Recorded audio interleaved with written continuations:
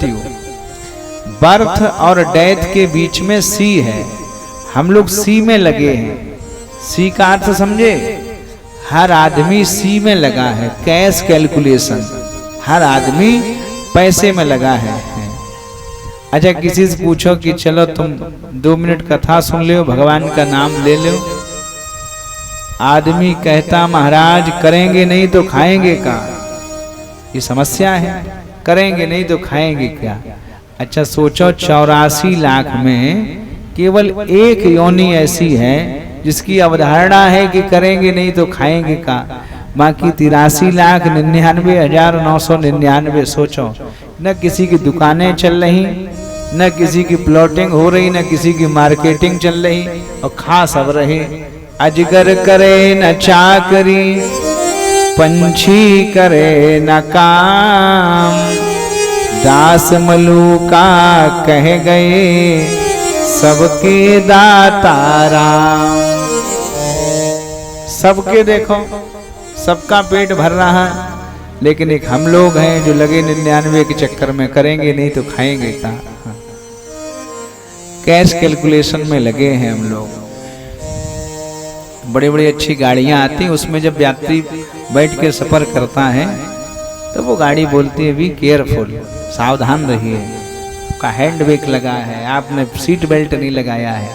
तो जीवन में हर क्षण बी केयरफुल, सावधान रहिए प्यारे, सावधान रहिए। न जाने आपकी कौन सी रात आखिरी हो, न जाने आपका कौन सा दिन आखिरी हो। आयुषम क्षीयते यस्माद आदित्यस्य गतागते, दृष्टवा नेसाम जरा मृत्यु कथन चिन्नैव बुध्यते। बुद्धमान कहा जाने वाला प्राणी आज तक नहीं चेता।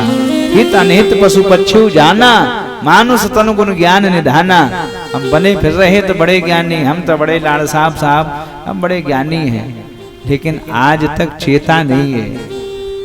इतनी चेतावनी इसको दी गई, लेकिन आज तक नहीं चेत रहा साहब। आयु का एक एक क्षण, आयुषम क्षीयते यस्माद आदित्यस्य गतागते, सूर्य भगवान के उदय होने से अस्त होने तक हमारी आयु का एक दिन अस्त हो जाता है। जीवन में जो चीज एक बार बढ़ेगी उस समय घटेगी नहीं, जल्दी से घटेगी तो बढ़ेगी नहीं। लेकिन आयु है, ये जैसे जैसे बढ़ रही, जैसे एक एक क्षण बढ़ रही, वैसे एक एक क्षण घट रही है। इसमें घटने बढ़ने की घटना एक साथ घट रही है साहब। ना जाने कौन सी रात अपनी आखिरी हो, कौन सा दिन आखिरी हो। सूर्यास्त होने चले, पलंग पर लेट जाओ तो भगवान का धन्यवाद दो कि प्रभु आज का दिन आपने दिखाया, आपका बहुत बहुत धन्यवाद। बहुत लोग हैं सूर्यास्त को सो तो गए, लेकिन हमारा रिकॉर्ड कहता है कि विश्व में 6000 से भी ज्यादा लोग अनायास सो तो जाते बढ़िया भोजन करके, लेकिन सुबह जाग नहीं पाते। किसी को अटैक पड़ गया, किसी कुछ हो गया, तो ना जाने कब कौन सी रात आखिरी हो जाए, कौन सा दिन आखिरी हो जाए। इसलिए प्यारे ये जो जन्म हुआ है, ये व्यर्थ हुई, ये व्यर्थ ना चली जाए। हम लोग परमात्मा की ओर लग जाएं, परमात्मा की ध्यान में लग जाएं, आराधना में लग जाएं। बस यही भागवत है। अनेक ग्रंथ आपने सुने, अनेक ग्रंथों को पढ़ा। जिस ग्रंथ को आप पढ़ेंगे उसमें उसी देवता की महिमा का खूब गायन होता है। चाहे आप विष्णु पुराण पढ़िए, चाहे वामन पुराण पढ़िए, ब्रह्मवैवर्त पुराण पढ़िए, कोई पुराण उठा लीजिए, उसी देवता की विशेष महिमा का उसमें वर्णन है।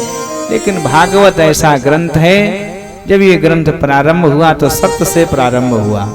सच्चिदानंद रूपाय सतचित आनंद ग्रंथ सत्य से प्रारंभ हुआ। अब वंदना भी की गई इस ग्रंथ में, तो सत्यम परम धीमहि। व्यास जी ने कहा मैं परम सत्य रूप परमात्मा का ध्यान करता हूँ। आप किसी भी धर्म के गर्भगृह में जब जाएंगे तो आपको केवल और केवल सत्य मिलेगा। सनातन धर्मी हर अमावस को, पूर्णिमा को भगवान की कथा कराते हैं, तो वो कहते सत्यनारायण भगवान की जय। भगवान सत्यनारायण है, मतलब संकेत बिल्कुल सीधा है, नारायण ही सत्य है, राम ही सत्य है, राम का नाम ही सत्य है। बचपन में बताया गया ये धराधाम सत्य है, जवानी में बताया गया अर्थ काम सत्य है। पिंजड़े का पंछी छोड़ चला पिंजड़े को, तब अंत में बताया गया राम नाम सत्य है। अंत में चलते समय उसको बताया गया तुम दुनिया के जिन जंजालों में लगे थे वो कोई सत्य नहीं था, ब्रह्म सत्यम जगत मिथ्या। जगदीश सत्य है, जगत मिथ्या है, लेकिन ये अंत में बताया जाता है। जब ये चल देता है साहब यहाँ से, तब उसको अंत में जगत बताता है कि भगवान का नाम सत्य था। तो हर एक गर्भगृह में प्रत्येक धर्म के केवल और केवल सत्य है। सिख धर्म को मानने वाले लोग कहते सत श्री अकाल, सत्य ही ब्रह्म है। क्रिश्चियन को मानने वाले लोग कहते हैं गॉड इज ट्रुथ, सत्य ही भगवान है। मां भगवती को पूजने वाले नगर रक्षका देवी के जागरण में कहते हैं बोलिए सच्चे दरबार की। ईश्वर सत्य है, बस दुनिया में कुछ नहीं है प्यारे, ब्रह्म सत्य है और सत्य ही भगवान नारायण का स्वरूप है, सत्य ही नारायण है। इस पूरे भागवत का जो मूल उद्देश्य है कथा सुनने का, the basic aim of the Bhagwat katha is conduct truth. केवल और केवल भागवत का उद्देश्य है सत्य। आप सत्य का आचरण करने लगिए तो आप भागवत के अनुयायी हो गए। अगर आप सत्य का आचरण नहीं कर रहे साहब, तो आपकी भागवत का आपको कोई फल नहीं है। मानसकार तो कहते धर्म न दूसर सत्य समाना, आगम निगम पुराण बखाना, नहीं असत्य सम पातक कुंजा, गिर सम होय की कोटिक गुंजा। मानसकार कहते कि सत्य से बढ़कर कोई धर्म नहीं है और झूठ से बढ़कर के कोई पाप पुंज नहीं है। अगर आप झूठ बोल रहे तो आप अधर्म कर रहे, सत्य बोल रहे तो आप धर्म कर रहे हैं। कुछ लोग कहते हैं कलयुग है साहब, कभी ना कभी तो झूठ बोलना ही पड़ता है। ऐसा मौका लग जाए कि सत्य बोलने से हानि हो जाए, तब जब आपको ऐसा लगे कि सत्य बोलने से भी हानि है तो आप उस जगह पर मौन हो जाइए। फिर एक कवि ने बड़ा सुंदर गाया है, सत्य वचन ना बोल सको तो झूठ कभी भी मत बोलो, मौन रहो तब भी अच्छा, कम से कम विष तो मत घोलो। मौन रहो तभी अच्छा, कम से कम विष तो मत घोलो।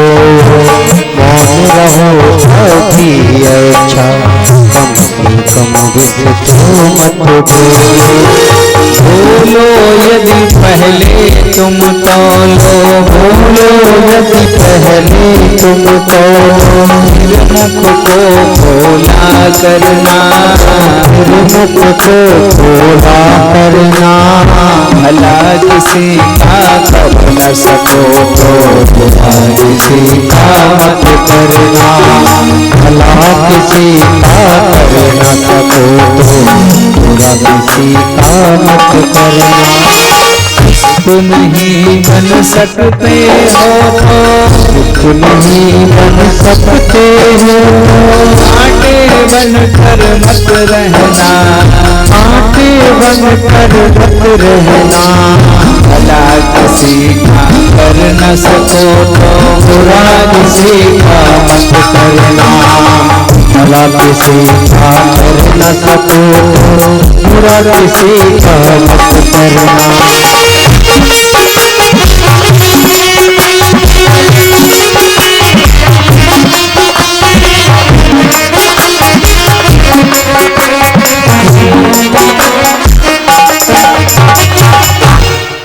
जीवन में सत्य का आचरण करिए, यही भागवत का मूल उद्देश्य है।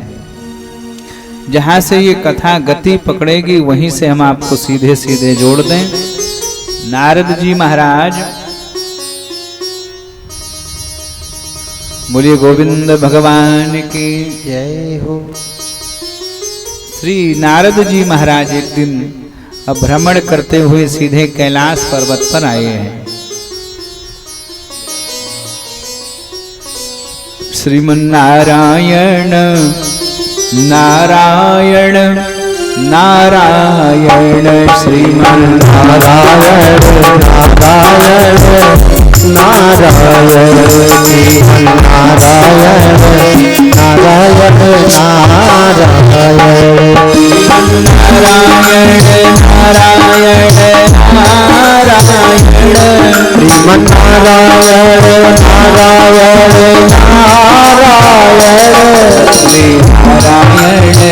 नारायण नारायण नारायण नारायण नारायण नारायण करते श्री नारद जी महाराज कैलाश पर्वत पर पहुंचे और माता जी से मिले। माँ, अब आपके और बाबा के मन में कोई अंतर्द्वेष तो नहीं है? माता जी ने कहा, ना नारद, अब तो बस शरीर अलग अलग हैं लेकिन मन एक है दोनों के। तो माता जी एक बात बताओ, बाबा के गले में जो मुंड पड़े हैं वो मुंड किसके हैं? अरे माता जी ने कहा, हमको नहीं पता। चिता भस्म कृत स्नान प्रेत संगस्त भूषणा। बाबा रोज शमशान पर जाते हैं और शमशान पर जाकर मुर्दे की भस्म लगा लेते, हड्डियों के आभूषण मुर्दों के बना बना के पहन लेते। अब भगवान जाने कौन से मुर्दे की खोपड़ी डाल ले आए, हमने नहीं पूछा बाबा से। नारद ने कहा, माँ, बाबा के गले में जो मुंड पड़े वो आपके ही पूर्व जन्मों के हैं। तो माता जी ने कहा, इतने बार हमारा जन्म मरण हुआ है। हाँ, तो फिर बाबा का जन्म मरण नहीं होता है? नहीं नहीं। क्यों नहीं होता है? कहा, बाबा तो अपने अमर कथा जानते हैं। नासागर गता भूया मुक्त भागी न संशया। जो एक बार अमर कथा सुन लेगा, नासा गर्भ गता भूया, फिर वो गर्भ में जाएगा ही नहीं, उसका बंधन ही टूट जाएगा। पुनरपि जननम पुनरपि मरणम पुनरपि जननी जठरे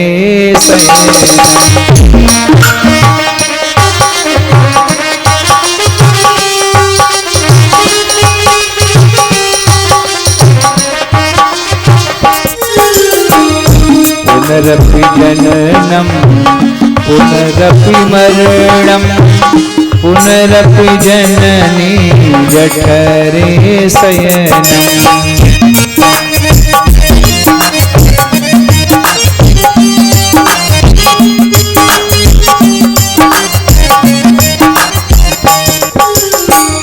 यह संसारे भव दुख तारे, यह संसारे कृपया पारे पाहि मुरारे।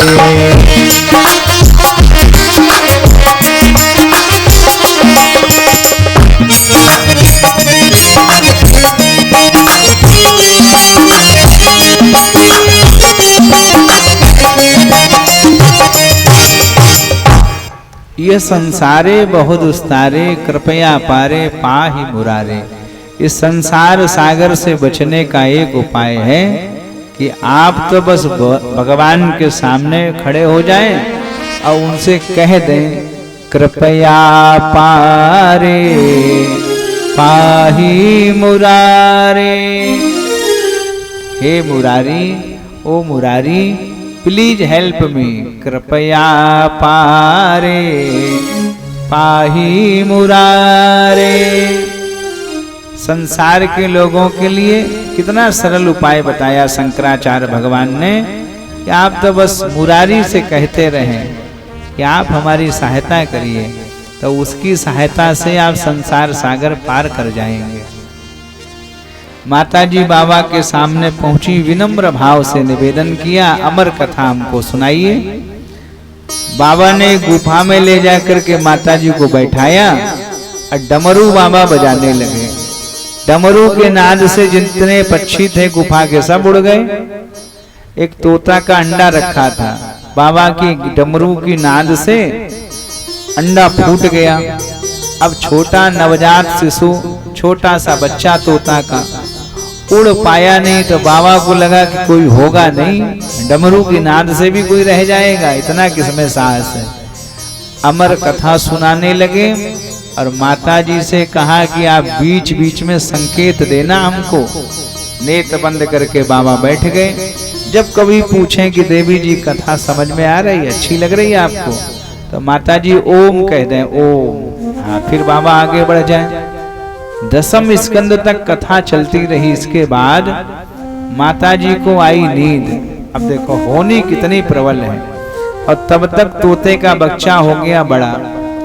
मानव की आवाज बोलने वाला केवल एकमात्र पक्षी तोता है जो मनुष्य की आवाज भी बोल सकता है।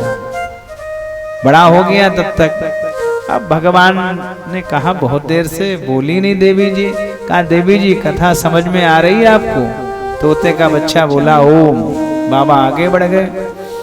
अब माता जी की नींद खुली। 11वां स्कंद पूरा हो गया। माता जी ने कहा बाबा कथा एक क्षण के लिए रोक दो। क्यों? जिस समय आप कथा सुना रहे थे, भगवान कृष्ण बृहस्पति जी के शिष्य उद्धव को आत्म तत्व का बोध करा रहे थे। वो पूरी कथा हमने नहीं सुन पाई। क्यों? कहा हमको उस समय नींद आ गई थी। तो बाबा ने कहा फिर ये ओम ओम कौन करता रहा? अब चारों तरफ भगवान शिव ने देखा। भगवान गलितम चांडम जीवहीन मिहास्तिवे श्री भागवत पीयूष से का जीवमवात्मवान। बाबा ने सोचा ये संसारी जीव ने कथा सुन ली हमारी, तो बाबा बहुत नाराज हो गए। अधुना देव देवेश मां क्रोधम कुरु शंकरा। शंकर भगवान को बहुत क्रोध आया। क्या करें अब इसको? छोड़ेंगे नहीं। त्रिशूल लेके भागे बाबा, तो तोता आगे आगे बाबा पीछे पीछे। सीधा उत्तर प्रदेश आ गया तोता। और तोता उत्तर प्रदेश में कालिंदी के किनारे यमुना के तट पर एक स्थान है कालपी। कालपी में व्यास भगवान की कुटिया है यमुना के किनारे।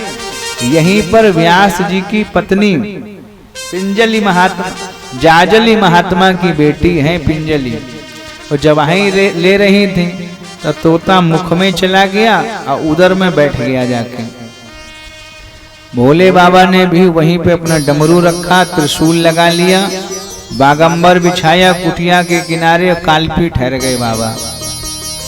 1-2 वर्ष नहीं, बाबा ने कहा कभी तो आओगे, हम तुम्हें छोड़ेंगे नहीं। चोरी से कथा सुनी तुमने। 12 वर्ष हो गए, ना तो साहब सुखदेव जी प्रकट हुए, ना भोले बाबा गए आसन छोड़ के। देवताओं ने पूछा कि बाबा एक बात बताओ, तुम कैलाश पर्वत को छोड़ के कालपी में क्या कर रहे हैं? बाबा ने कहा तुमको नहीं पता, इस आश्रम में एक चोर है। तो कहाँ चोरी की? बाबा ने कहा कैलाश पर्वत पे। आपके यहाँ चोरी हो गई? बाबा ने कहा और क्या, तब तो हम बैठे ही हैं कि चोर मिले तब हम उससे 2-2 हाथ करें। तो बाबा तुम सही बताओ, तुम्हारे घर में चोरी हुई है? अरे बाबा बोले हम झूठ बता रहे हैं, हमारे घर में चोरी हुई और चोर इस कुटिया में है। तो कहा बाबा तुम्हारे घर में तो कुछ है ही नहीं, चोर क्या चुराएगा? 3 लोक बस्ती में बसाए, आप बसे वीराने में। धन धन भोलानाथ तुम्हारे, कौड़ी नहीं खजाने में। 3 लोक बस्ती में बसाए, आप बसे वीराने में। धन धन भोलानाथ तुम्हारे, कौड़ी नहीं खजाने में।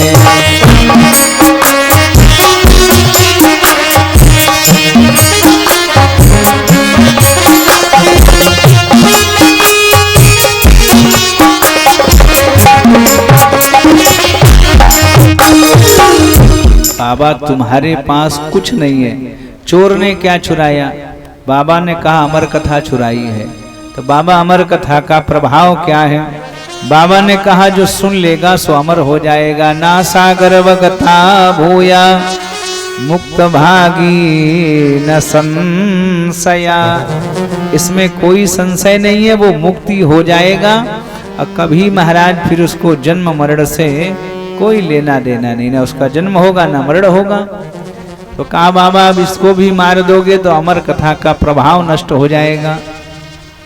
बाबा ने कहा सही कह रहे, हम तो समझे ही नहीं ये मामला, ये मर गए हैं तो अमर कथा का फिर प्रभाव क्या रहा। बाबा अपना डमरू त्रिशूल लेके कैलाश पे लौट के आए। व्यास जी ने कहा आप तो प्रकट हो जाओ, कोई नहीं है। अब शंकर भगवान भी चले गए। तो कहा कि भगवान वासुदेव प्रकट हो। क्यों? भगवान हमको आश्वासन दें कि तुम्हें माया नहीं लगेगी संसार में जाके, तो हम आएंगे। भगवान का नियम भी बड़ा अटपटा है। सुखदेव जी ने कहा नियम हम जानते हैं, नित्यात्मा वया शुद्धा सर्वगा सर्ववित्परा। ये अपनी जो आत्मा है, ये जीवात्मा जो है बहुत शुद्ध होता है, इसको बिल्कुल छल प्रपंच नहीं होता जब ये परमात्मा के पास होता है। लेकिन जीवात्मा जैसे ही परमात्मा से अलग हुआ, इस धरती पे आया, तो उसकी माया उसको लपेट लेती है। और साहब फिर तो माया क्या क्या न करा दे। भूमि परत भाढ़ावर पानी, जनु जीवहि माया लपटानी। आकाश का बूंद कितना सुंदर पवित्र है, लेकिन धरती पे आया मिट्टी में मिला मैला हो गया। ऐसे ही ये जीवात्मा परमात्मा के यहाँ से शुद्ध आया, प्रबुद्ध आया, लेकिन यहाँ आते ही वो माया में मिल करके शुद्ध प्रबुद्ध बेकार हो गया, मटमैला हो गया। भगवान को प्रकट होना पड़ा। 3 बार कहा कि तुम्हें जीवन में माया नहीं लगेगी। अब तो सुखदेव भगवान प्रकट हो गए। बोलिए सुखदेव भगवान की जय हो। जन्मत ही जग दुख निरख, नरा लपेटे अंग। भाज चले सुख मोह बस, लगे व्यास जी संग। पीछे पीछे से व्यास जी भागे। दुई पायनो विरहे कातर आजुहाव, पुत्रेति तनमय तया। बेटा बेटा रुक जाओ। उन्होंने कहा कौन किसका बेटा है? काते कांता कस्ते पुत्रा, संसारोयम तीव विचेता।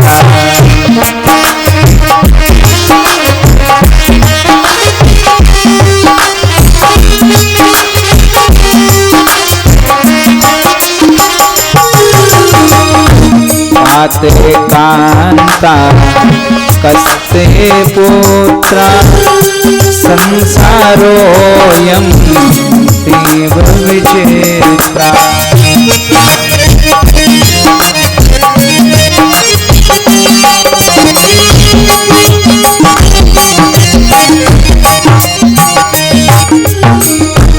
इति परिभावय सर्वं सारं, त्वक्त्वात्मानं स्वप्न विचारम। कहा पिताजी कोई किसी का पिता नहीं है संसार में, और न कोई किसी का पुत्र है। काते कांता कस्ते पुत्रा, ये संसार का भी विचित्र ढंग है। संसारोयम तीव विचित्रा, ये विचित्र संसार है। कभी किसी जन्म में आप हमारे पिता बन जाते हैं और किसी जन्म में हम आपके पिता बन जाते हैं। अल्टरनेट सिस्टम में चल रहा साहब, है कोई किसी का पिता नहीं। कभी तुम पिता बने तो कभी हम तुम्हारे पिता बने। आयाति कर्म संबंधनात् पुनाति कर्म क्षय पुनः।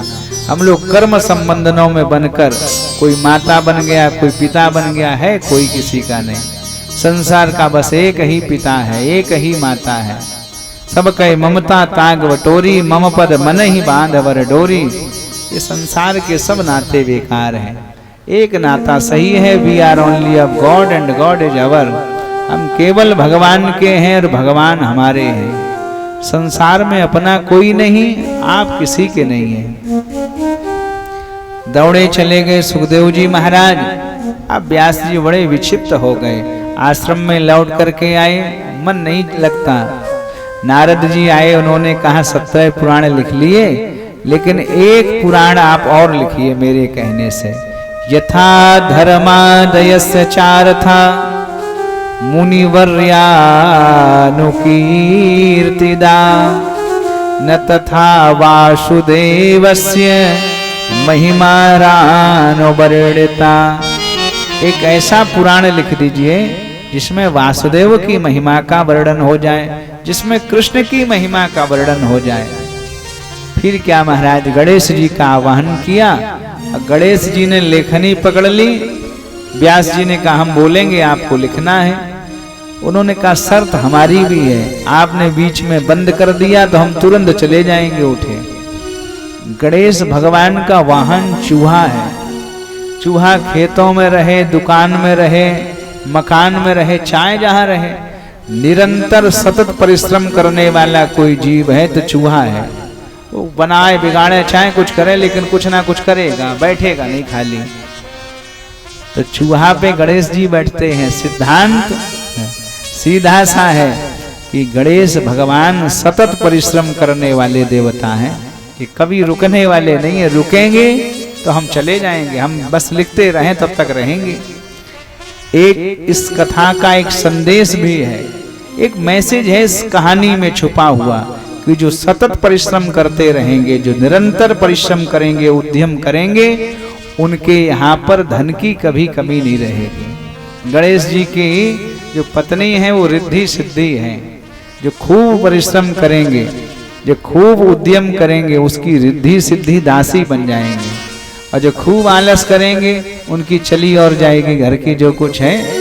आलस्य ही मनुष्याणाम शरीरस्थौ महान रिपु। इस शरीर का कोई सबसे बड़ा रिपु है, शत्रु है। हमारा सबसे बड़ा कोई शत्रु है दुनिया में तो आलस। आलस्य ही मनुष्याणाम शरीरस्थौ महान रिपु। सबसे बड़ा रिपु आलस है। एक राजा था तो उसने अनाउंस करा दिया कि नगर में जो भी आलसी है उनके लिए दोनों टाइम का भोजन निःशुल्क है। एक बड़ा भारी पंडाल लगवा दिया कि सब लोग उसमें आ जाएं, आलसी लोग। आज से उनके सोने की खाने की व्यवस्था हम करेंगे। हुआ क्या, राजा जब पहुंचा मंत्रियों को लेके तो पूरा पंडाल भरा था। सब मलगुआ के, छीतापुर, जाजपुर, अमावता, सब पूरा भरा। राजा ने कहा कि इतने सब लोग आलसी, मतलब हमारे नगर में सब निठिल्ले हैं, कुछ करने ही नहीं चाहते, सब आलसी हैं। मंत्री ने कहा साहब एक काम करो, ये टेंट का जो कुछ लगे सो लगे, भुगत लेना तुम, लेकिन आग लगवा दो इस टेंट में। उसने कहा सो काहे? अरे मंत्री ने कहा पता चल जाएगा कितने आलसी हैं। ठीक है, राजा ने कहा लगवाओ आग। आओ, पंडाल में आग लगी, सब भाग खड़े हुए। 3 रह गए, बिल्कुल आलसी थे बेचारे वो। 3 ने देख लिया कि आग तो लग गई पंडाल में। एक बोला कि भाई साहब आग लग गई रामू पंडाल में। बोले अच्छा, तो ऐसा करो चले जाओ, बीड़ी जगा ले आओ। अरे बोले बीड़ी, 2 मिनट और रुको। बोले यहीं आई जा रही आग, यहीं जला लेंगे। राजा बोले जल्दी बुझाओ, ये मर जाएंगे। बताओ, मरने का भी डर नहीं, इतने आलसी। तो आलस ही मनुष्य का सबसे बड़ा रिपु है। और जो परिश्रम करेगा, निरंतर उद्यम करेगा, उसके यहाँ रिद्धि सिद्धि दोनों आकर के वास कर जाएंगी। ये इस कथा का संदेश है। कथा प्रारंभ हुई भागवत की, लेकिन कथा महाभारत से प्रारंभ हो गई। वेदांत हमारा स्वाभिमान, शिष्टता हमारी सीता है, हर रोज हमारा रामायण, हर श्वास हमारी गीता है। जब तक होती है शांति हृदय में, तब तक होता है केवल भारत। जब तक होती है शांति हृदय में, ये केवल भारत है साहब, जिसको एक बार भगवान महाभारत करा चुके हैं। भारत एक बार महाभारत भी हो चुका है। ये भारत की साहस है। भारत जब चाहेगा तब विश्व शुद्ध हो जाएगा। भारत जब चाहेगा तो विश्व में युद्ध बंद भी करा देगा। भारत चाहेगा तो विश्व युद्ध करा भी देगा। रूस यूक्रेन की महाराज लड़ाई चल रही है, दोनों देश भारत की तरफ बहुत बार गुहार लगा चुके। भारत अगर कह देगा तो युद्ध विराम करना पड़ेगा। दोनों देश तैयार हैं, भारत कह दे तो युद्ध विराम हो जाएगा। भारत इशारा कर दे तो पूरा विश्व इस समय विश्व युद्ध के महाराज संकट पर खड़ा है। भारत के एक इशारा होते ही फिर से महाभारत हो सकता है, लेकिन जब भारत चाहेगा तभी महाभारत होगा। वेदांत हमारा स्वाभिमान, शिष्टता हमारी सीता है, हर रोज हमारा रामायण, हर श्वास हमारी गीता है। जब तक होती है शांति हृदय में तब तक हम होते हैं केवल भारत। जब प्रलय युद्ध छिड़ जाता है हो जाते हमें महाभारत। महाभारत हो गया भारत को। अच्छा, कौरव और पांडवों की लड़ाई थी, ये सर्वविदित है, सबको पता है कि कौरव पांडव लड़े, लेकिन लड़ाई धर्म और अधर्म की थी साहब। जब जब धर्म से अधर्म टकराएगा तो समय कितना भी लगे, लेकिन जीत तो धर्म की ही होगी, चाहे जब टकराए। भगवान शांति दूत बन के गए दुर्योधन को समझाने। दुर्योधन, हम चाहते हैं कि युद्ध ना किया जाए, युद्ध का परिणाम अच्छा नहीं होगा। फिर दुर्योधन ने कहा, भगवान ने कहा कि आधा राज्य भी हम नहीं चाहते। अगर तुम्हारी जिद है कि नहीं देंगे तो मत दीजिए, लेकिन 5 गांव पांडवों को दान में दे दीजिए। दुर्योधन ने कहा, 5 गांव तो छोड़ो माधव, सूक्ष्रे नेव दास्यामि बिना युद्धेन केशवा। अब बिना युद्ध के सुई की नोक के बराबर भी हम पांडवों को भूमि नहीं देंगे। साहब, ये स्थिति जब घरों में बन जाती है तो घरों में महाभारत होना तय है। फिर कोई उस घर का महाभारत रोक नहीं सकता है। बाजार में एक माताजी पहुंची और उनको सोचा कि चलो अंगूर ले लिया जाए। दुकानदार के पास गई, उसने कहा माताजी ने कि अंगूर का भाव दिए। दुकानदार मुस्कुराया, उसने कहा ये 80 रुपया किलो है, ये 20 रुपया किलो है। माताजी को अचंबा हुआ, इनमें अंतर इतना बड़ा अंगूरों में, क्या कारण है? उसने कहा बहन जी कारण कुछ नहीं है, जिस बेल का अंगूर ये है उसी बेल का अंगूर ये है, जिस नागपुर से ये आया है उसी से ये भी आया है, जिस ट्रक में बैठ करके ये वाला अंगूर आया उसमें ये भी आया, जिस व्यापारी ने इसको खरीदा है उसी ने इसको भी खरीद लिया है। तो अंतर क्या है? उसने कहा बहन जी अंतर ये है, ये गुच्छे से जुड़े हुए हैं इसलिए इनकी कीमत है, और ये गुच्छे से अलग हो गए इसलिए इनकी कोई कीमत नहीं है।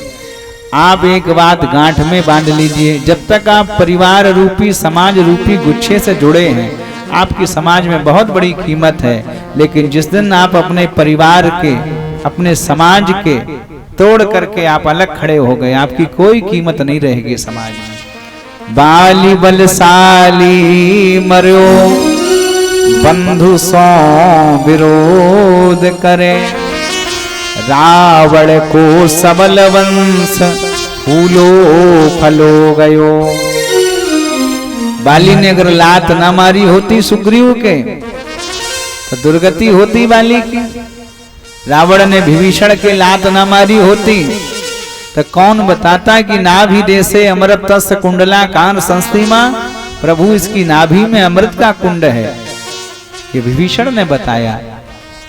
बाली बलशाली मर्यो बंधु सो विरोध करे, रावण को सबल वंश फूलो फलो गयो।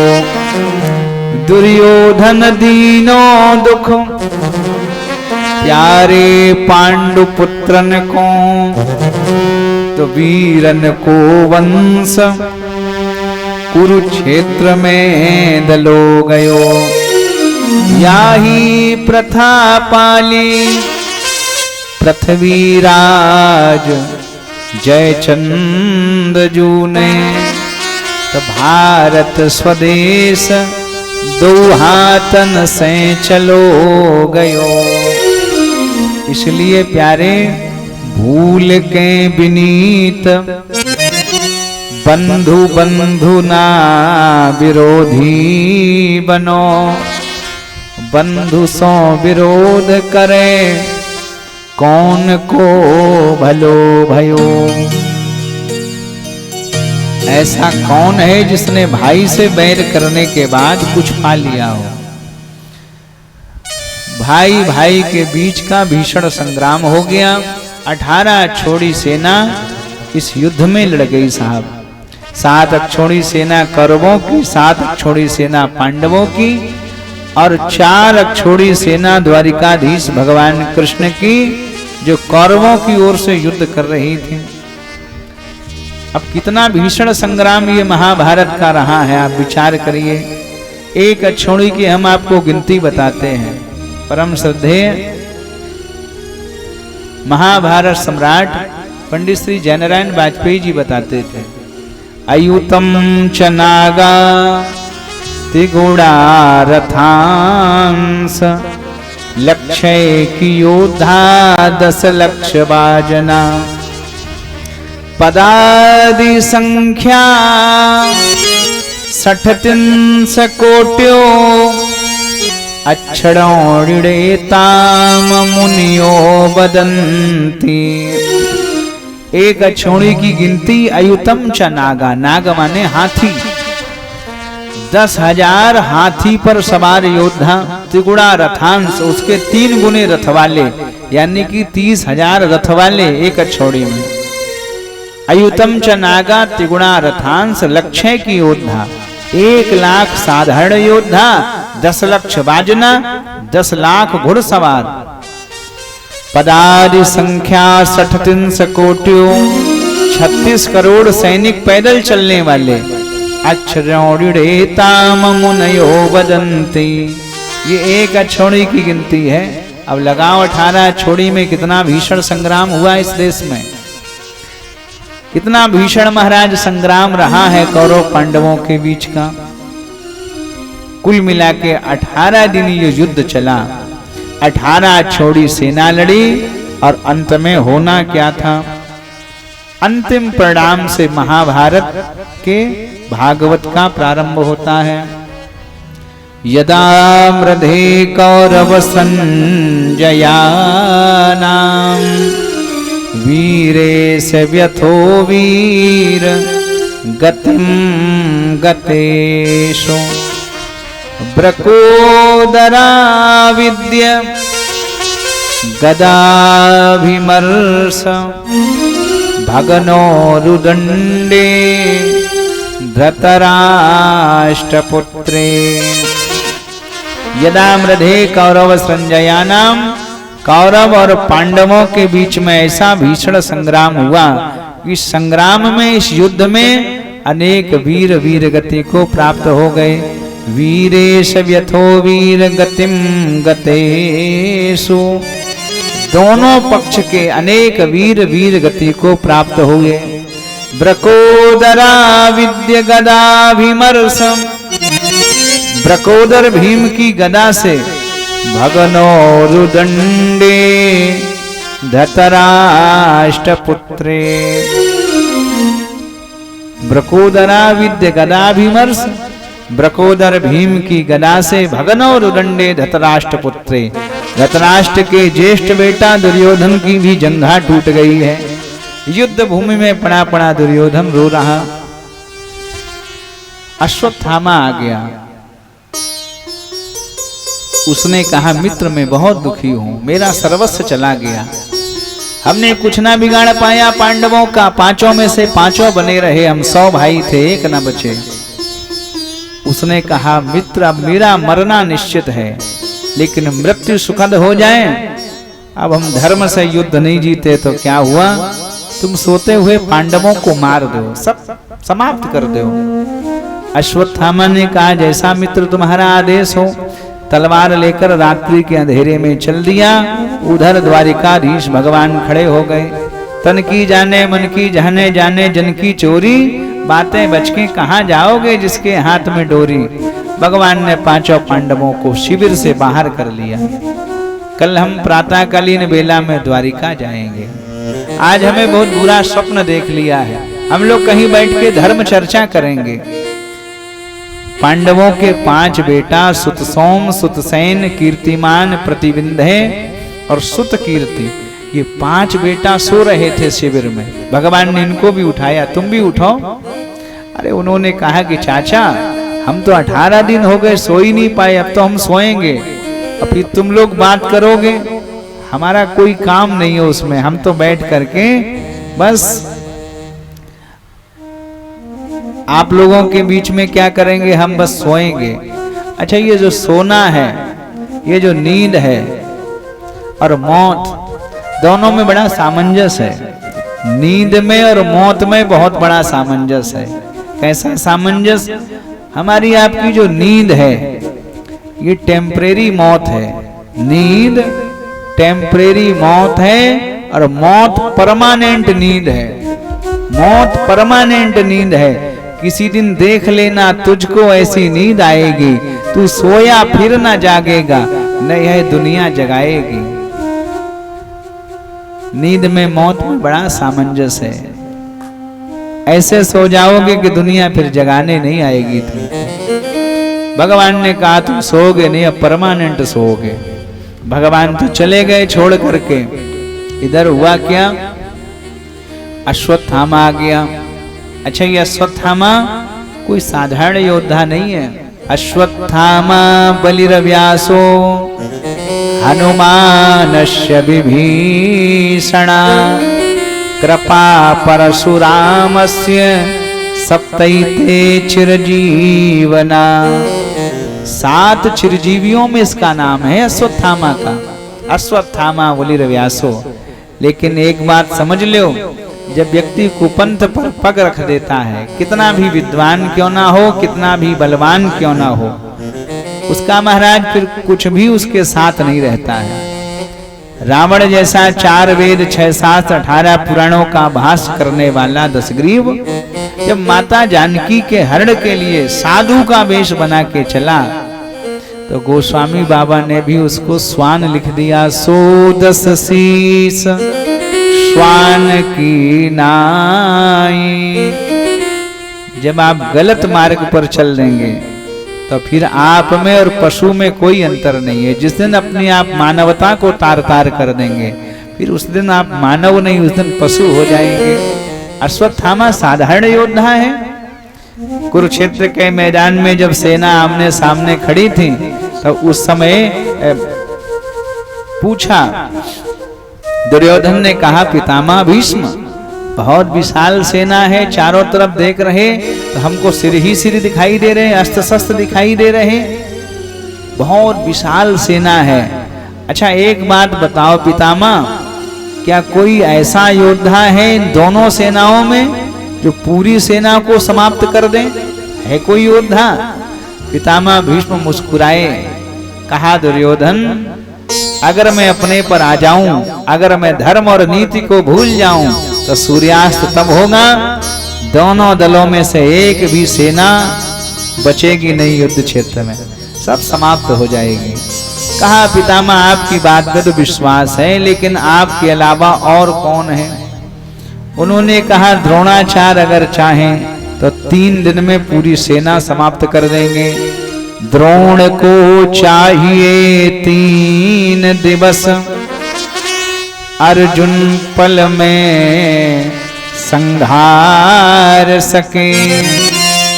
अर्जुन अगर चाहे तो 1 पल में संहार देगा, समाप्त कर देगा सेना को। बस 3 घड़ी में द्रोण कुंवर यह सारी सेना मार सके।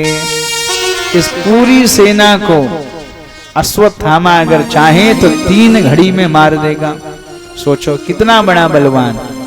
रात्रि के अंधेरे में गया, पांडवों के पुत्रों के शीश काट दिए, शीश काट करके दुर्योधन के सामने पटक दिए।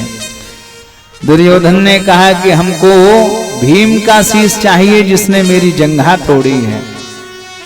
भीम के बेटा सुतसेन का शीश दे दिया। हाथ में पकड़ा, दुर्योधन ने टूटने लगा। उसने कहा ये भीम का शीश नहीं हो सकता। क्यों? भीम का पूरा शरीर जब वज्र जैसा कठोर है तो शीश इतना कोमल कैसे हो गया। आकाशीय बिजली चमकने लगी और बिजली की चमचमाहट में देखा दुर्योधन ने, ये तो पांडवों के पुत्र मरे पड़े हैं। पांचों बेटा समाप्त हो गए। रोने लगा फूट फूट दुर्योधन। अश्वत्थामा, अब कोई नहीं रहा हमारे वंश में, अब दिया जलाने वाला तक नहीं छोड़ा तूने भागे। अब कौन संस्कार करेगा हमारा, कौन हमारा पिंडदान करेगा, कौन श्राद्ध करेगा हम लोगों का। हमारा बैर केवल पांडवों से था, पांडवों के बेटों से हमारा कोई बैर नहीं था। हमारे कुल के चिराग बुझा दिए तूने। इसी हर्ष विषाद में दुर्योधन के प्राण निकल गए। प्रातःकालीन बेला हुई, शिविर के पास देखा पांडवों ने, द्रौपदी रो रही है। माता शिशूना निधनम सुताना निशम्य घोरम परितप्यमाना तदा रुरुदबाष्प कलाकुलाक्षी ताम सांतयन्ना किरीटमाली माता शिशूना। माँ फूट फूट करके रो रही थी, मेरे लाल चले गए। अर्जुन ने देखा, गांडीव पटक दिया, लिपट गए मरे हुए बेटों से। अब कौन है मेरा इस संसार में, अब क्या करेंगे राज्य को पा करके। भगवान ने समझाया, अर्जुन सुखे दुखे समय कृत्वा लाभा लाभो जया जयो। जो वीर पुरुष है, जो ज्ञानी पुरुष है, वो सुख दुख को, हानि लाभ को, जीवन मरण को एक दृष्टि से देखता है। जो आया है उसको जाना है। अर्जुन ने आज प्रतिज्ञा कर ली, सूर्यास्त तब होगा जब मैं अश्वत्थामा को भी यमलोक पहुंचा दूंगा। युद्ध हुआ अश्वत्थामा से, रस्सियों में बांध करके ले आए। भवद्वारस्नया यथा पशुनया, पशुओं की भांति गले में रस्सी बंधी अश्वत्थामा के।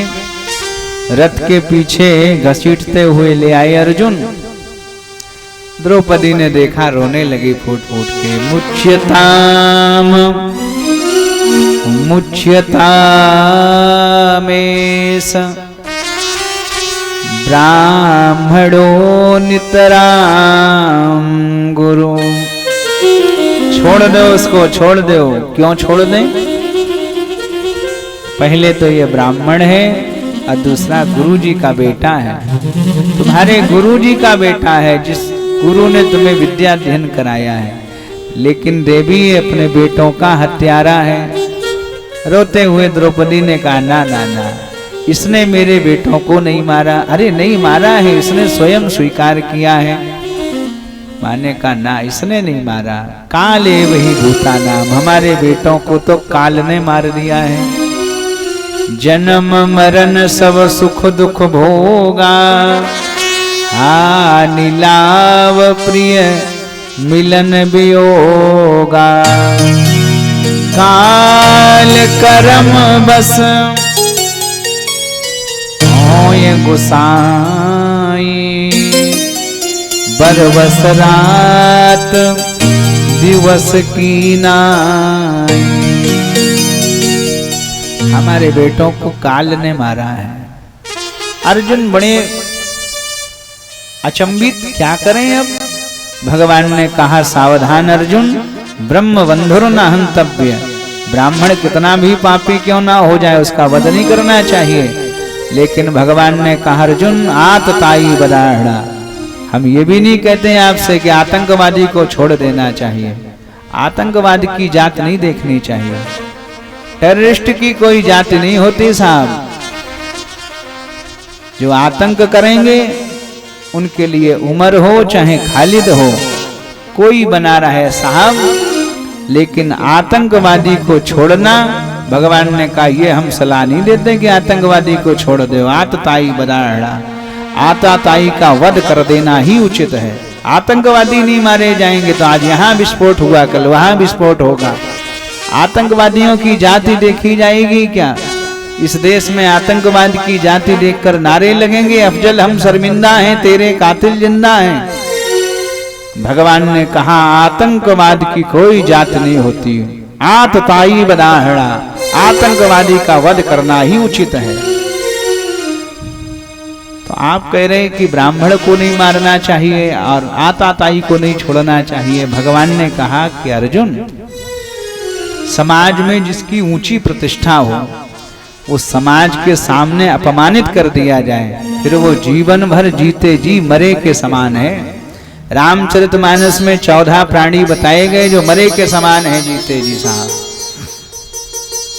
समाज का जिम्मेदार व्यक्ति समाज के बीच में अपमानित हो जाए, बस सिर उठा के नहीं चल पाएगा जीवन में, प्रतिष्ठा समाप्त हो गई उसकी।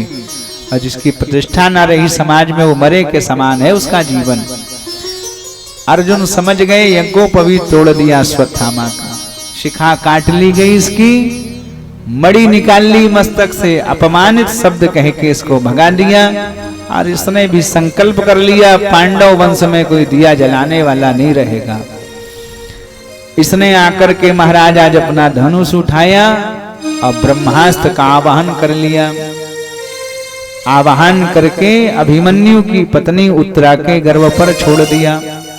अब उत्तरा दौड़ी दौड़ी भगवान के सामने पहुंची। पाहि पाहि महायोगिन्य देव देव जगतपते,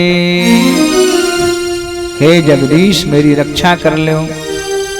भगवान ने देखा अग्नि से धड़कता हुआ बाण पीछे पड़ा है उत्तरा के।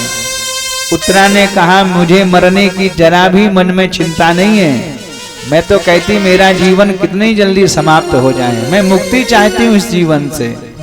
कामम दहतु माम नाथम, हे नाथ मैं समाप्त हो जाऊं मुझे किंचित भय नहीं, लेकिन माम हे गर्भो निपात्यता, लेकिन केवल मेरे गर्भ की रक्षा कर लो आप बस।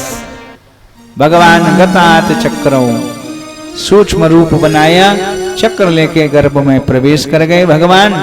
ब्रह्मास्त्र से भगवान ने रक्षा की। अब सोचिए किसी को भले ही 5 वर्ष में भगवान मिल गए हों, किसी को 8 वर्ष में ही भगवान मिले हों, किसी को 11 वर्ष में, लेकिन धन्य है महाराज परीक्षित, इनको जन्म से पहले ही भगवान मिल गए। गर्भवासम समम दुखम न भूतो न भविष्यति। जितना प्राणी को गर्भ में दुख मिलता है इतना तो उसको जीवन भर में कभी नहीं मिल सकता। उस दुख के घर में सुखधाम ने अपना दर्शन दे दिया। कितने धन्य है परीक्षित। अब तो भगवान चलने के लिए तैयार हैं। कुंती बुआ से मिले, बुआ जाते जाते कुछ मांग लो हमसे। बुआ के आंसू झरझर झरने लगे। माधव अब क्या मांगे, बचा क्या है, सब कुछ तो तुमने दे दिया। मुझे मेरे मालिक सब कुछ दिया है, तेरा शुक्रिया है, तेरा शुक्रिया है। ओ मुझे मेरे मालिक सब कुछ दिया है, मुझे मेरे मालिक सब कुछ दिया है, तेरा शुक्रिया है, तेरा शुक्रिया है। जीवन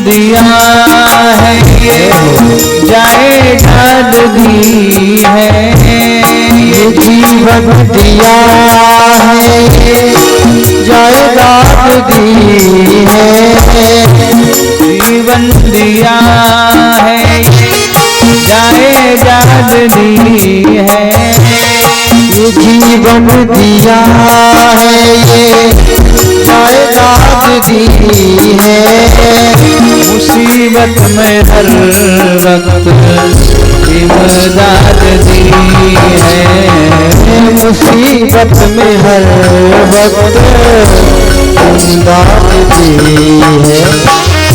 तेरा ही दिया मैंने आया दिया है, तेरा ही दिया मैंने आया दिया है, तेरा शुक्रिया है, तेरा शुक्रिया है, तेरा शुक्रिया है, तेरा शुक्रिया है, मुझे मेरे मालिक सब कुछ दिया है, मुझे मेरे मालिक सब कुछ दिया है, तेरा शुक्रिया है, तेरा शुक्रिया है, तेरा शुक्रिया है, तेरा शुक्रिया।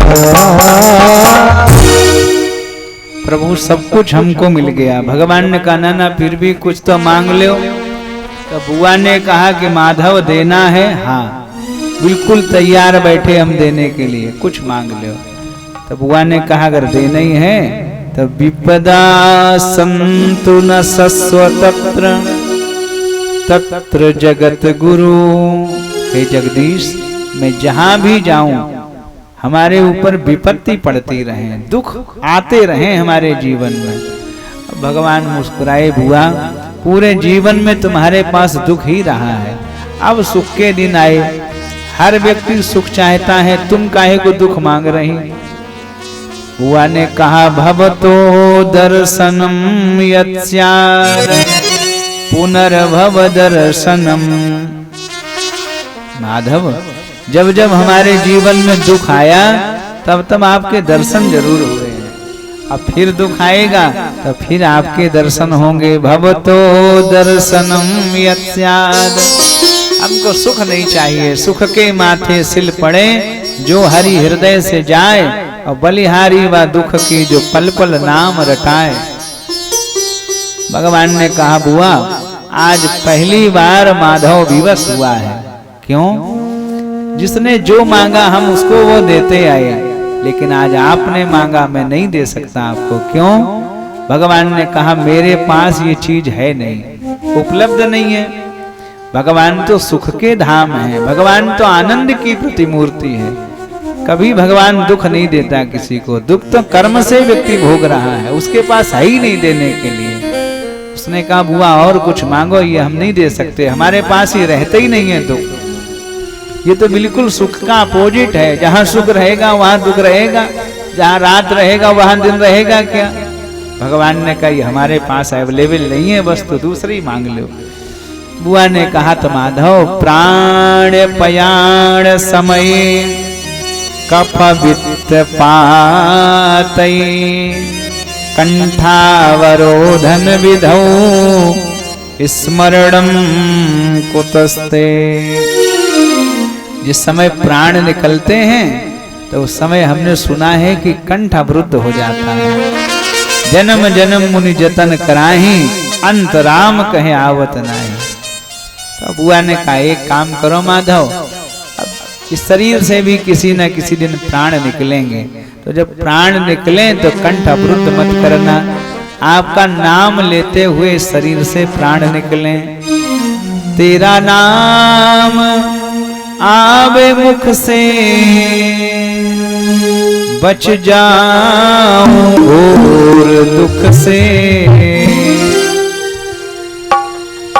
तेरा नाम आवे मुख से जब प्राण तन से निकले। तेरा नाम आए मुख से जब प्राण तन से निकले।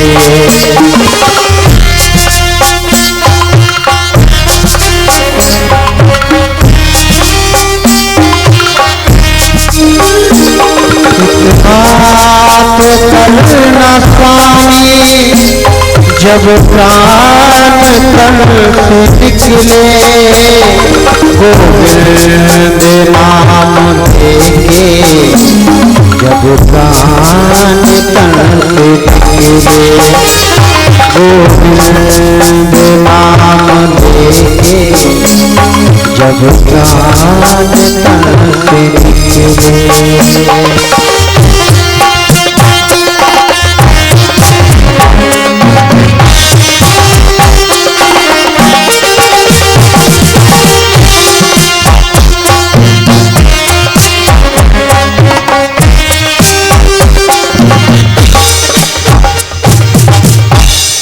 माधव, प्राण जब निकले इस शरीर से तो आपका नाम लेते हुए बस प्राण निकल जाए। भगवान ने कहा बुआ ऐसा ही होगा। कुंती बुआ से मिले भगवान, इसके बाद भगवान गांधारी बुआ से भी मिले हैं। भगवान समदर्शी हैं, दोनों पक्ष बराबर, दोनों बुआ बराबर हैं। गांधारी के महल में भगवान गए, गांधारी से भेंट हुई तो गांधारी फूट फूट कर भगवान के सामने रो पड़ी और गांधारी ने अपने पूरे दुख का ठीकरा भगवान के सिर फोड़ दिया। माधव, तुम चाहते तो मेरा एक बेटा बच जाता, मैंने सोच लिया था दुर्योधन को नहीं मरने दूंगी, लेकिन तुम मार्ग में मिल गए, केले का तुमने तो पत्ता लगवा दिया और भीम ने जिस जगह पर वर्जित था कमर के ऊपर नीचे गधा मारना, वहीं मार दिया। धर्मावतार होते हुए भी अधर्म होता रहा, ये सब आपके कारण हुआ। गांधारी ने कहा माँ ने आंख में पट्टी बांधी थी, पिता अंधा था, हमने अपने वंश का विनाश अपने कानों से रोज सुना है, लेकिन हम आपको श्राप दे रही हैं कि आप अपने वंश का विनाश अपने आंखों के सामने देखेंगे। अब एक बहुत महाराज ये मार्मिक प्रसंग है। गांधारी ने श्राप दे दिया भगवान को। एक ही महाराज समय के दो प्रसंग हैं, दोनों विरोधी प्रसंग। गांधारी ने श्राप दिया, भगवान ने सिरोधार कर लिया, और जब भगवान सबसे मिलकर के द्वारिका जा रहे थे तो उतंग नाम के एक महात्मा मिल गए और उन्होंने कहा कि केशव, इतना भीषण रक्तपात हो गया इस भारत भूमि पर, भक्ति की भूमि पर शक्ति प्रदर्शन करवाया तुमने, तुम्हारी जिम्मेदारी है, इतनी मृत्यु हुई है। उन्होंने कहा माधव मैं तुम्हें श्राप दूंगा। भगवान विराट स्वरूप में प्रकट हो गए। उन्होंने कहा उतंग, दुनिया में कोई ऐसा नहीं है इस जगत में जो जगत बनाने वाले को श्राप दे देगा। विराट स्वरूप में प्रकट हो गए, उतंग चरणों में गिर गए। अब भगवान गांधारी से श्राप ले रहे और उतंग से कह रहे कोई श्राप नहीं दे सकता है। अब सीधी सी बात आप समझ लीजिए प्यारे, ये श्राप कोई भगवान को नहीं दे सकता है। फिर राम कीन चाहि सोई होई, राम कीन चाहि सोई होई, राम कीन चाहि सोई होई, राम कीन चाहि सोई होई, राम कीन चाहि सोई होई, भास नहीं कोई, करे अन्य खास नहीं कोई, करे अन्य खास नहीं कोई। किसके द्वारा श्राप लेना है, किसके द्वारा नहीं लेना है, ये तो साहब उसकी इच्छा है, वो जो चाहेगा सो होगा। राम कीन चाहि सोई होई। अब गांधारी बुआ से भगवान श्राप लेके बड़े खुश हैं। भगवान को पता है कि आगे हमारे वंश के उत्पाती हो जाएंगे, तो हमको फिर जल्दी अवतार लेना पड़ेगा, तो ये मर जाए हमारे सामने ही तो बड़ा अच्छा रहेगा। अब भगवान ने सोचा कि राजा से भी तो मिल लिया जाए, यहाँ के राजा से भी तो अनुमति ले ली जाए। तो धर्मराज के पास भगवान पहुंचे तो धर्मराज रो रहे थे बैठे बैठे कक्ष में। आह राजन धर्म सुतस्य चिंतयन् सुहृदयावधम। अपने हितैषियों के वध पर बहुत चिंतित थे धर्मराज, रो रहे थे फूट फूट कर। आह राजन धर्म सुतस्य चिंतयन् सुहृदयावधम। भगवान ने कहा धर्मराज रोना धोना बंद करो। धर्मराज ने कहा माधव कितना भीषण रक्तपात हो गया, उसका जिम्मेदार मैं हूं। केवल मैं जिस गली से निकलता हूं, मैं जिस स्थान पर जाता हूं, हमें सर्वत्र चीखें सुनाई देती हैं विधवा माताओं की। कोई माँ अपने बेटे के लिए रो रही है, कोई अपने पति के लिए रो रही है। इस भीषण रक्तपात का जिम्मेदार मैं हूं। मैंने अपना कुछ नहीं बनाया, सब कुछ बिगाड़ दिया। हमने अपने सगे संबंधियों को मारकर आखिर पाया क्या? मैं जंगल में बना रहता तो अच्छा था, मेरी मति मारी गई माधव। मैंने अपने दाऊ चाचा परिवार के लोग अपने भैया सब मरवा दिए। भगवान ने बहुत समझाया लेकिन धर्मराज का रोना बंद नहीं हुआ। तो भगवान ने धर्मराज का हाथ पकड़ा और युधिष्ठिर जी को कुरुक्षेत्र के मैदान में ही ले गए। और वहां बाणों की सैया पर तत्वज्ञानी पितामह भीष्म लेटा है। 56 दिन हो गए पितामह भीष्म को लेटे लेटे। ये हमारी सनातन संस्कृति है, जहां पूरे शरीर में बाण लगने के बाद भी पितामह भीष्म अपनी इच्छा से शरीर त्यागते हैं। और दूसरा एक धर्म है, उसके भगवान क्राइस हैं। क्राइस के 4 कील ठोंक दिए गए साहब, 4 दिन नहीं चले और चचा चले गए ऊपर। हमारे धर्म की बराबरी करता कोई धर्म? यहाँ तो पितामह भीष्म भी जाते हैं तो अपनी इच्छा से। बाणों की सैया पर पितामह भीष्म लेटे हैं। तो भगवान लेकर के गए युधिष्ठिर जी को। पीछे से अर्जुन भीम सब भैया पहुंच गए। तो देखा तो सबसे पहले युधिष्ठिर को उन्होंने धर्म का उपदेश दिया।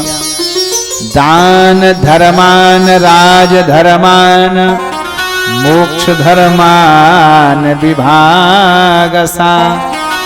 उन्होंने उपदेश दिया राजा का धर्म क्या होना चाहिए, पिता का धर्म क्या है, पत्नी का धर्म क्या है, सबका धर्म निरूपित किया। और समास व्यास योगता, कुछ धर्म को व्यास शैली में बताया विस्तार से और कुछ को संक्षेप में बता दिया समास शैली में। जब समास व्यास योगता जब धर्मराज समझा रहे थे धर्म की नीति को, तो भगवान कन्हैया खूब जोर जोर से हंस रहे थे पीछे से। पितामह भीष्म ने कहा माधव तुम हंस क्यों रहे? भगवान ने कहा हंसी इसलिए आ रही, इतना बड़ा धर्म का तत्व जानने वाला पितामह भीष्म जीवन भर अधर्म का ही साथ देता रहा।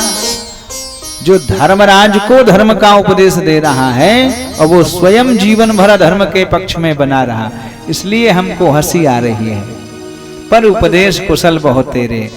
चित्रकूट के एक विद्यालय की एक दीवार पर एक लाइन लिखी थी, कथनी करनी है भिन्न जहां है धर्म नहीं पाखंड वहां। जहां कहने वाला जो कह रहा है उसका अनुकरण स्वयं नहीं कर रहा है, तो महाराज ये धर्म नहीं है। कथनी करनी है भिन्न जहां है धर्म नहीं पाखंड वहां। स्वयं धर्म का उपदेश जो धर्मराज को दे रहा हो वो जीवन भर अधर्म के पक्ष में बना रहा। हे भीष्म तुम्हारा पौरुष भी सदियों धिक्कारा जाएगा। हे भीष्म तुम्हारा पौरुष भी सदियों धिक्कारा जाएगा। वे अश्रु तुम्हें धिक्कारेंगे जो दुपत सुता के बहते थे। हे तात करो मेरी रक्षा जो भरी सभा में कहते थे। यदि धर्म का ही रक्षण ना हो तो मौन कलंकित होता है और मात्र एक अनुचित निर्णय इतिहास में अंकित होता है। यदि धूर्त सभा के मध्य वधु का चीर उतारा जाएगा तो हे भीष्म तुम्हारा पौरुष भी सदियों धिक्कारा जाएगा। पितामह भीष्म चाहते तो ये महाभारत ना होता। पितामह भीष्म ने कहा महाराज मेरी बुद्धि खराब थी। क्यों? क्योंकि हमने जीवन भर दुर्योधन का अन्न खाया है। जैसा अन्न खाओगे वैसी बुद्धि बन जाएगी। आहार शुद्धौ सर्व शुद्धौ। जिसका आहार अच्छा है उसके विचार अच्छे होंगे। जहां अन्न अच्छा है वहां मन अच्छा होगा। जहां का खान पान अच्छा है वही खानदान अच्छा है। जहां का खान पान बिगड़ गया वो खानदान बिगड़ गए साहब। पितामह भीष्म ने कहा लेकिन माधव अर्जुन ने बड़ी कृपा की। पूरे शरीर में बाण मारकर दूषित अन्न की एक एक बूंद निकाल दी है। अब ये शरीर बिल्कुल शुद्ध हो गया है। अब रक्त बचा ही नहीं है शरीर में। कृष्णेव भगवती मनोगवाग दृष्टिवृत्तिमि। हे कृष्ण मैं मनवाणी दृष्टिवृत्ति से आपको अपने में लीन करना चाहता हूं। बस इच्छा मृत्यु का वरदानी पितामह भीष्म। एकादशी का पर्व है, सूर्य उत्तरायण है। इस शरीर का पांच भौतिक शरीर का त्याग कर देते हैं। पांडवों ने अंत्येष्टि क्रिया की है पितामह भीष्म की और भगवान द्वारिका पहुंच गए। भव्य स्वागत भगवान का हुआ है। इधर पांडवों के यहाँ पौत्र का जन्म हुआ। ब्राह्मणों ने नाम परीक्षित रख दिया। परमात्मनि दीक्षिता यासा परीक्षिता या परिता इच्छिता यासा परीक्षिता। इनका नाम परीक्षित होगा जो परमात्मा के द्वारा ही दीक्षित हो। भविष्य बताया कहा ब्राह्मणों ने ये बड़ा ब्राह्मण भक्त होगा, संग्राम विजयी होगा, सिंह जैसा पराक्रमी, अर्जुन जैसा धनुर्धर होगा, शिवी जैसा दानी होगा। लेकिन क्या? लेकिन कहा कि तक्षकादात्मनो मृत्युम दुजपुत्रो उपसर्जितात। एक ब्राह्मण का बेटा श्राप दे देगा इसको, फिर तक्षक के काटने से इसकी मृत्यु होगी।